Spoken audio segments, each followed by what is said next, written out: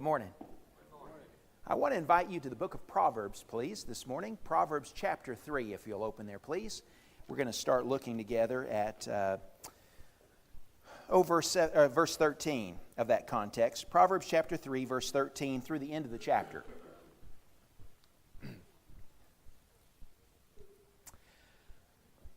My hope this morning is to whet your appetite for wisdom. I expect that you already love wisdom, or you probably wouldn't be here this morning. But I want to make you love wisdom more. If you don't love wisdom more when you leave here today, then I have failed miserably in the lesson, okay? So that's going to be the test as to whether or not this message succeeds or fails, is how you feel about wisdom when we're done. But my hope is to make you love wisdom more, to make you want it more, to make you have a greater appetite, a bigger thirst for wisdom. Even you, Lonnie. Lonnie's the best listener here. Proverbs 3, beginning in verse 13, really is, there are several wonderful pictures of what wisdom is all about that Solomon gives us in this last half of Proverbs 3. In fact, I want to give you three truths about wisdom this morning. I started to call them three definitions of wisdom, and they are, but I'm going to call them three truths about wisdom that Solomon that he makes for us here in this text, that are wonderful truths that mean that wisdom ought to be your best friend. That means that wisdom, that you need to do all you can to get all the wisdom that you can. And Solomon is going to describe that for us, the reasons why for that in this text. Let's read together, first of all, verses 13 through 18. And let's find one of the truths that Solomon reveals to us here about wisdom. Listen to what he says. How blessed is the man who finds wisdom, and the man who gains understanding. For its profit is better than the profit of silver, and its gain than fine gold. She is more precious than jewels, and nothing you desire compares with her. Long life is in her right hand, in her left hand are riches and honor. Her ways are pleasant ways, and all her paths are peace. She is a tree of life to those who take hold of her, and happy are those who hold her fast. Throughout the book of Proverbs, wisdom is described as a female, and I think for good reason. She's man's best companion. Man needs wisdom. He's all alone without her, and so he needs wisdom as his confidant. He needs wisdom as his nearest and dearest companion. She will always be faithful to him. And so it's well that Solomon speaks of wisdom as being a female throughout the book. The truth that I want you to see about wisdom in the verses that we just read is this truth. And it's my favorite definition of wisdom. Wisdom is always the shortest path from here to blessedness. Wisdom is always the shortest path from here to blessedness. Wherever here is. If you're over here, the shortest path from here to a state of blessedness is wisdom. If you are up here, it doesn't change. The shortest path from here to blessedness is wisdom. And it's not just true with geography. It doesn't matter if you're on the top side of the earth or the bottom side of the earth. The quickest way to reach a state of blessedness is to find wisdom. It's not just true about geography, it's also true about whatever state that we find ourselves in. If you are in a fix, the surest path out of the fix to a state of blessedness is wisdom. If you are in a conflict, the surest path, the shortest path from conflict to peace, to a state of blessedness, is wisdom. Now look at how that's illustrated in the verses that we just read. Look at what it said, verse 13. How blessed is the man who finds wisdom. Is that true? Yeah. The shortest path, the surest path from wherever I am, wherever here is wisdom. We say that a line segment is the shortest distance between 2 points. The quickest way from A to B is a straight line. Well, that's what wisdom is. Wisdom is a straight line. It is a line from here to there. And the there that wisdom brings us to, the destination that we find when we follow the wise path, wisdom is that path. Wisdom is the shortest distance from here to a state of blessedness. And so he says, how blessed is the man who finds wisdom, the one who gains understanding. And look at what he says about her.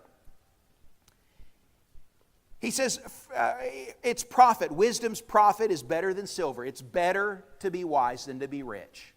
Now, is that just a poor man's proverb? I mean, is that just something that poor people invented to say that it sure is better to be poor and wise than it is to be rich? No, sir. It is always true. It doesn't matter if you're rich or poor. It is always better to be wise. Wisdom is the greatest kind of blessedness that a person can enjoy. In verse 15 it says, she is more precious than jewels, and nothing you desire compares with her. There is no pleasure.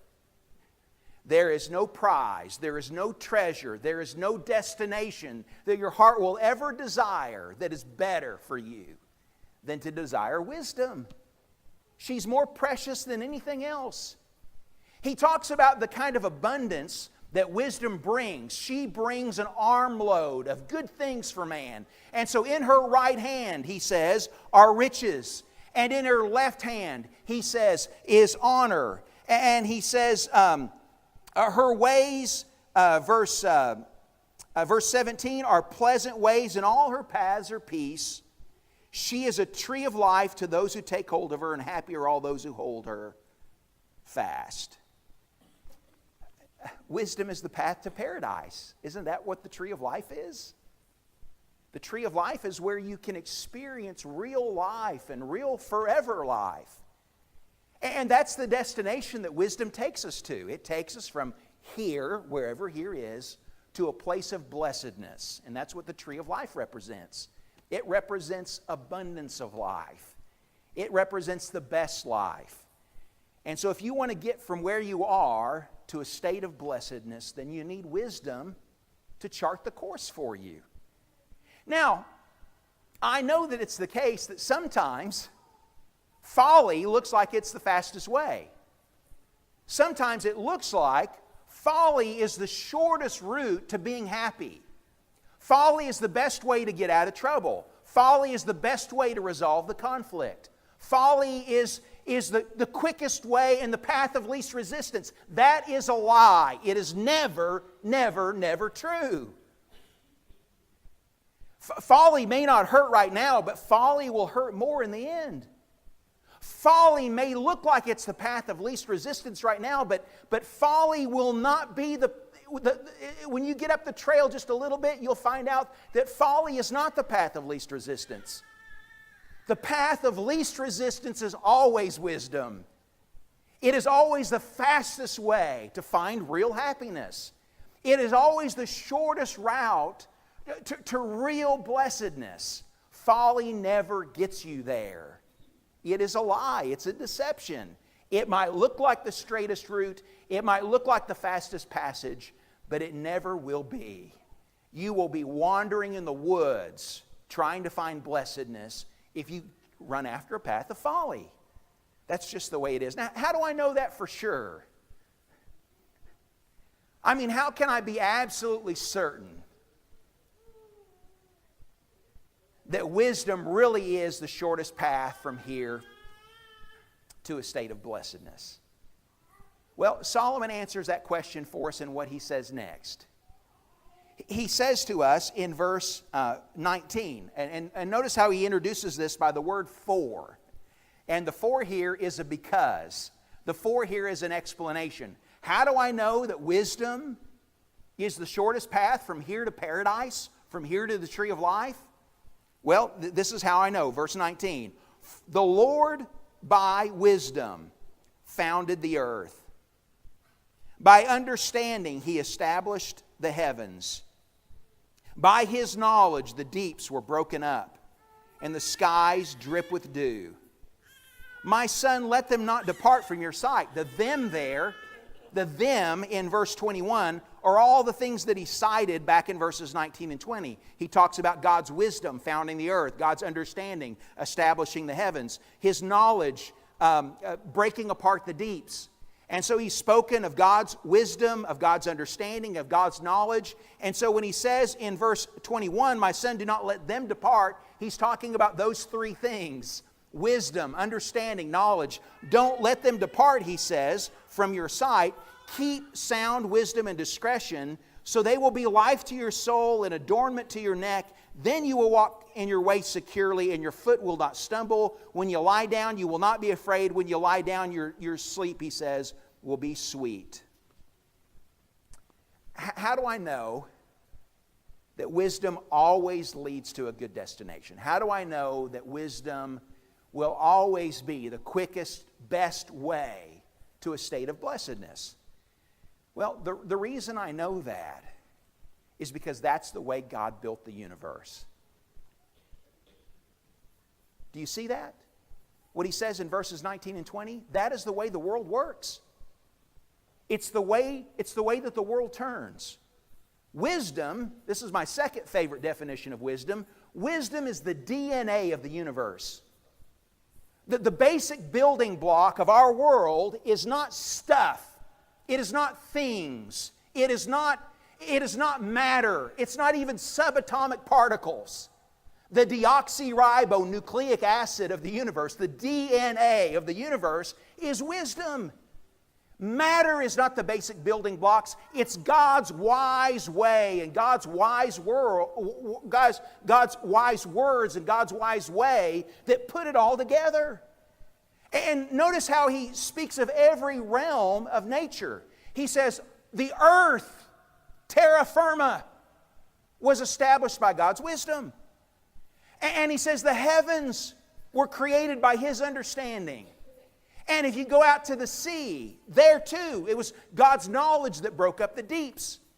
And so I say again to you, it doesn't matter where here is. If you're on the earth, if you're in the heaven, if you're on the ocean, wisdom is still the best way, because it is how God wired our universe. It is the schematic for how the world is put together. And so when I pursue folly, then I am running after something that is contrary to the whole fiber of this world that God created. Wisdom, when I practice wisdom, then I run alongside of God. When I practice wisdom, then I am following after the laws that He put in place when He created the world. But when I am foolish, then I'm operating in a way that's contrary to the very way in which God connected everything together. It's the DNA of our universe. And so he says that the God, whether we're talking about earth or heaven or sea, all of it is founded on wisdom. And so he gives us assurance again that if you want to find blessedness, then you will pursue the way that God has wired our world to work. And so he says, my son, look at verse 21 again, let them not depart from your sight. Don't lose wisdom. So they will be life to your soul, verse 22. They'll give you not just life, he says, but they will give you honor. They'll be adornment to your neck.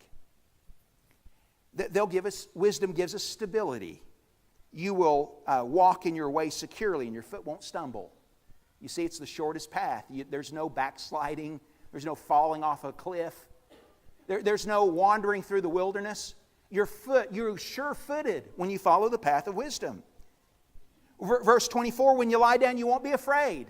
And so there's nothing keeping you up at night when you're walking in a path of wisdom. There's no fear. And he says there is contentment.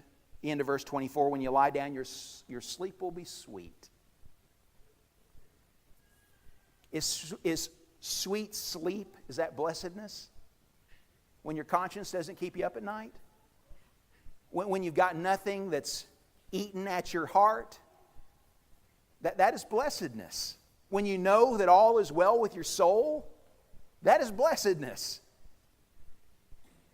And the way we find that is when we live in a way that is consistent with the laws that God used when He created our world, because wisdom is just the way the world turns. It's the way God's world turns. Now, here's an objection to that. It doesn't look like wisdom is the way our world turns. I mean, maybe the natural world, maybe it is that God's law holds the planets in their places. And maybe gravity is consistent.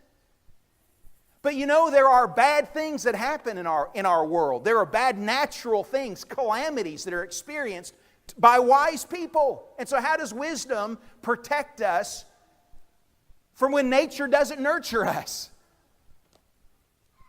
And not only are there calamities and natural disasters and uncertainties in life, that it doesn't look like wisdom protects man from that, but there's also vice. I mean, what happens when we live in a community, when we live in a household, when we live in a family, when we live in a world, when we live in a culture that is sold out to folly? Does wisdom help us then? If everyone else chooses to live in fooldom, and I choose to live in wisdom, what happens when wisdom comes toe-to-toe with fooldom? Will wisdom be victorious then? If I try to follow wisdom and others are following folly, then how am I going to fare in that kind of world? Well, Solomon answers that for us too. He gives us absolute certainty in this context that wisdom is always the best way. And part of the power of wisdom is that wisdom works even when others are going the wrong way. Part of the power here is that wisdom works even in the face of life's uncertainties. Part of the power that wisdom, the leverage that wisdom gives us, is it still gives us a way when it looks like there is no way except for the wrong way. The right way is still the right way, he says. And look at how he assures us of that in the verses that follow. And so he says in verse 25, there are several prohibitions that he gives here, because he says, because of the assurance that he's given us about wisdom, there are certain things he says, you don't ever do these things, because they violate wisdom. They violate the way that God has wired the world. And so listen to the do nots that he says here. Verse 27, or verse 25. Do not be afraid of sudden fear, nor of the onslaught of the wicked when it comes, for the Lord will be your confidence and will keep your foot from being caught. I want you to see the two dilemmas that he says there that are false dilemmas. He speaks of natural disaster, calamities. And he also speaks about vice. And he tells us that if we are wise, if we are walking by wisdom, then we have no reason to be afraid in either instance. So read again what he says there. He says, do not be afraid of sudden fear. What is that? That's economic hardships. I mean, what if our society collapses? I mean, what if the dollar goes bust? What about political upheaval? What if some other foreign army comes in and takes away our liberties and takes away our freedom and overthrows our government? What if there's civil unrest from within? What if our whole culture descends into anarchy and it's just every man for himself? How will we live in that kind of world? What if some kind of huge meteor comes and lands right here in Chelsea and wipes us all out? What do we do then? I mean, how many what ifs are there? How many conspiracy theories are there? How many bad things can we imagine might happen to us or to our kids or to our grandkids? I mean, there's no limit, is there? And do bad things sometimes happen? Do bad things happen every day to good people in the world? They happen every day to good people in the world. There are innocent folks that suffer. There are wise people that die. And yet Solomon says here, if you're wise, don't be afraid of the sudden fear. And not only don't be afraid of the sudden fear, he says, don't be afraid of the onslaught of the wicked when it comes. He doesn't say if it comes, he says when it comes, which says that there's going to be an onslaught of the wicked. Don't be afraid, he says, when the onslaught of the wicked comes to your door. Don't be afraid. For the Lord will be your confidence and will keep your foot from being caught. So, is wisdom still the best way when bad things happen and when bad people hurt you? Still the best way. What is the worst thing? What is the worst thing that can happen to a wise man? What's the worst thing that can happen? He perishes doing the right thing and goes home to be with the Lord, right? The worst thing that can happen to a wise man is that he dies and goes to heaven. How horrible is that? That is just awful, isn't it? That I should lose my life doing the right thing and then go home to the Lord. Now, if that fear is taken away, if the fear of my eternal destiny, if that's taken away, then what is there to be afraid of? Nothing. If I don't have to be afraid of my eternal destiny, if I don't have to be afraid of my destination, if I don't have to be afraid of where I'll be when life is over, then what is there to fear? He says, don't be afraid. A wise man doesn't live in worry because wisdom works. Wisdom is still the best way. It's still the shortest way to a state of blessedness. How many foolish decisions do we make because we're afraid? We're afraid we're going to run out of money. We're afraid that so-and-so is not going to like us anymore. We're afraid that we won't be accepted. We're afraid that this is going to happen to us. We're afraid that our health is going to get poor. We're afraid that nobody's going to be around to take care of us. We're afraid of this, we're afraid of that. And so what we do is we make foolish choices. Because what fear does is it points us to the wrong kinds of priorities. Priorities about stuff, and priorities about people, and priorities about relationships, and priorities about all of these other things, rather than really prioritizing what's right with God and making that all that matters to us. When you go the right way, when you go the right way, the wise way, you are going the best way, and you have nothing to be afraid of. Now, if you're being foolish, be afraid. Be very afraid.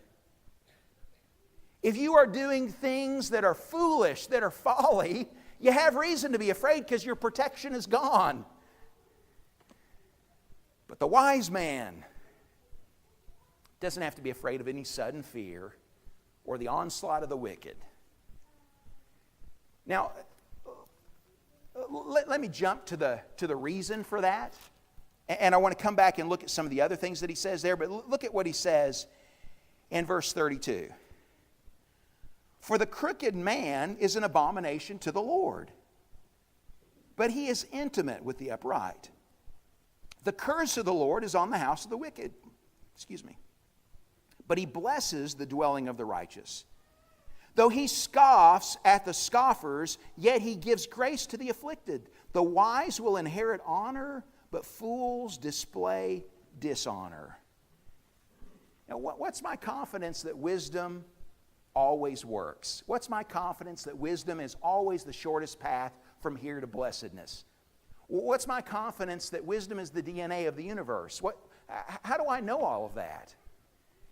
Well, what Solomon is telling us in these verses here at the end of the chapter, he's explaining to us why wisdom works. And you know why wisdom works? It's because God makes it work. Wisdom always works because God makes it work. Look at what he says again. Verse 32, the crooked man is an abomination to the Lord. Why is folly going to fail? Because God's going to make it fail. Why is wisdom going to prevail? Why is wisdom going to win? It's because God's going to make it win. He says, for the crooked man is an abomination to the Lord, but he is intimate with the upright. When you are wise, when you are a wise guy, you are the friend of God. God becomes your protector. When you are a wise person, you put yourself under the umbrella of God's protection. When you run after the right thing, then you make an alliance with God. But when you do foolish things, then you make God your opponent. You are operating contrary to the way the world functions, and you are operating contrary to the way in which God's heart and mind and purposes work. And so it is doomed to fail. Now look at how much confidence I can have. He not only tells me not to worry when I am being wise, but look at the other do nots there. He says, first, don't be afraid, verse 25. Then look at verse 27. Do not withhold good from those to whom it is due, when it is in your power to do it. You know, folly says, I got to look out for me. Folly says, be selfish. Folly says, don't be generous. Folly says, I need to be careful or other people are going to hurt me. People are going to take advantage of me. But look at what wisdom says. Don't withhold good from those to whom it is due when it is in your power to do it. Now, that does not say that I should be generous to a fault. He gives an important qualification there when he says, don't withhold good from those to whom it is due. So there needs to be judgment when I'm doing good things. But when it's in my power to do good things and there's a legitimate opportunity to do good, he says, don't withhold that. Wisdom is generous. Wisdom is merciful. Wisdom shares. Wisdom is benevolent. Wisdom is beneficent. And it's not just talking about money here. Don't withhold praise from those to whom it is due. Don't withhold encouragement from those to whom it is due when it's in your power to give encouragement. Don't withhold admonition from those to whom it is due when it's in your power to give it. Don't withhold edification when someone needs it. Don't fail to edify them when you're able to do it. Whatever the good thing is, and the good changes depending upon the circumstance of the person in need. So when there's a need to be filled, wisdom, even in the face of life's uncertainties, in the face of human vice, wisdom is not afraid to be generous. It's not afraid to be benevolent. It's not afraid to be gracious. It's not afraid to be merciful toward people. That doesn't sound very wise, does it? It's very wise. God makes wisdom work when we're benevolent, because God has the back of the wise man. Look at what else he says. He says at verse 28, do not say to your neighbor, go and come back, and tomorrow I will give it, when you have it with you. There's two ways of understanding that. He's either talking about helping someone in a need, and not saying to someone who asks for help, come back tomorrow and I'll help you, even though you could help them today. You put them off because you're hoping they won't come back tomorrow. Or he's talking about, and I rather think this is the point here, I think he's saying pay your debts. And so if you owe your neighbor something and your neighbor comes for repayment and you've got what's required to pay him back, he's saying you honor that commitment. So you take care of it. You don't procrastinate. You don't procrastinate taking care of your debts. Or he might be saying don't procrastinate showing kindness. But kindness is a debt too. So it might be that he's saying that to cover both areas. The point is that you don't procrastinate doing the thing that's right to do today. You don't procrastinate paying what it is that you owe someone. You take care of that. You take care of that now, he says. And that is always the wise way to behave. It's always wise to do that. It is wise to keep your commitments. It is wise when you say you're going to do something, when you promise something, it is wise to fulfill that. It is folly to do otherwise. He says in verse 29, don't devise harm against your neighbor while he lives in security beside you. What's he saying there? He's saying don't premeditate evil. Your neighbor may be plotting against you, but don't you dare lay on your bed at night and think about what you're going to do to get somebody back. That is not wise. It's not wise to confide in others about what you're going to do to get your revenge. It's not wise to store up in your heart the things that you're going to do to either get someone back or to make someone pay or to get your revenge. When you premeditate that kind of evil and it makes you bitter, that is not wise. That is folly. And that folly will hurt you in the end. And so you don't let those things cook in your heart. You don't let those things seethe. You repent of that kind of folly. Verse 30. Don't contend with a man without cause if he's done you no harm. Don't be a bully. Don't be a pot stirrer. Don't even be someone who likes to be a bystander to a fuss. If someone has not done you harm, don't look to go pick a fight with people. That is foolishness, to be someone who's always in love with drama, always loves a good fight. That is not the way of a wise man. Verse 31, do not envy a man of violence. Do not choose any of his ways. Don't envy sinners. Don't envy sinners. If I could just have a little bit of that. If I could just do what they do and just get a little bit ahead right here.